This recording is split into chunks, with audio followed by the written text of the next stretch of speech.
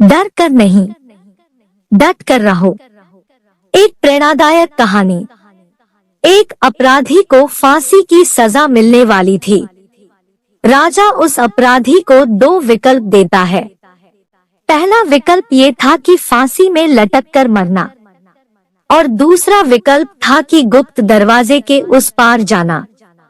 लेकिन किसी को पता नहीं था कि उस गुप्त दरवाजे के उस पार क्या है।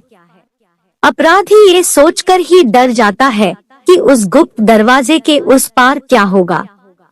उसने सोचा, क्या पता जंगली जानवर हो सकते हैं, जहरीले सांप हो सकते हैं। इस डर की वजह से उसने इस दोनों विकल्प में से फांसी पर लटकर मरने का विकल्प चुना। उस अपराधी को सजा के लिए ले जाते हैं। जैसे ही उसे फांसी होने वाली थी, उसके मन में प्रश्न उठा कि उस गुप्त दरवाजे के पीछे क्या है। उसने राजा से पूछा कि आखिर उस गुप्त दरवाजे के पीछे क्या है। राजा मुस्कुराया और बोला, मेरे दोस्त, उस गुप्त दरवाजे के पीछे तुम्हारी आजादी थी। हम हर कैदी को मरने से पहले ये विकल्प देते हैं, लेकिन इस डर से कि उस गुप्त दरवाजे के पार क्या होगा, हर अपराधी फांसी ही चुनता है। और तुमने भी ठीक वैसा ही किया।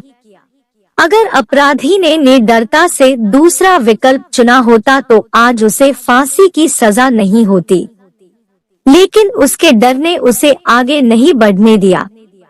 हम सभी भी इस अपराधी की तरह कई सारे गलत फैसले अपने डर की वजह से ले लेते हैं और बाद में पछताते हैं।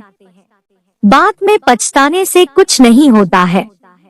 इसलिए हमें किसी भी समस्या का समाधान डर कर नहीं, निडरता के साथ करना चाहिए।